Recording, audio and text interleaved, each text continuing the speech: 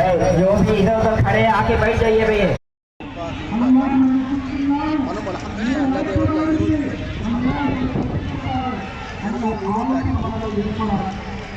ఆదివారం రంజాన్ సందర్భంగా ఒక ఇఫ్తార్ విందు ఆర్కే బీచ్లో పెట్టడం జరిగింది. అల్హమ్దులిల్లాహ్.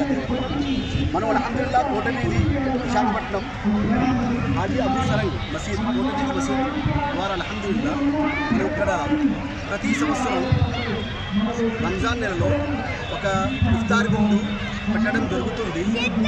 ఉద్దేశం ఒకటే,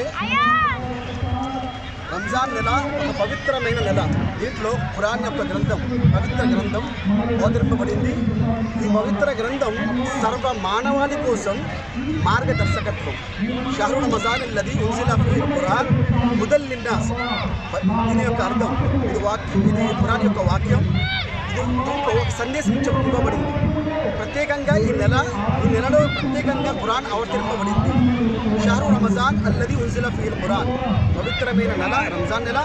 ఉన్జిల ఫీహిల్ ఖురాన్, ప్రవక్త ముహమ్మద్ సల్లల్లాహు అల్లాహ్ ద్వారా ప్రవక్త ముహమ్మద్ సల్లల్లాహు ద్వారా మానవాళికి ఒక సందేశం ఇవ్వబడింది. మీరు రంజాన్ నెలలో ఒక నెల ఉపవాసం పాటించండి. దీని ద్వారా తెలుసుకునే విషయాలు ఏంటంటే, ఒక మనిషి రోజంతా నీళ్లు తాగకుండా, భోజనం చేయకుండా, మార్నింగ్ 4 నుంచి ఈవినింగ్ 6 వరకు అతను ఆకలి ఇంకా దాహంతో ఉండి మెసేజ్ ఏమి ఇస్తున్నాడు అంటే, ఈ భూలోకంలో ఎంతోమంది ప్రజలు సంవత్సరాలు బట్టి, నెలల బట్టి, రోజులు బట్టి తినకుండా తాగకుండా ఉంటున్నారు.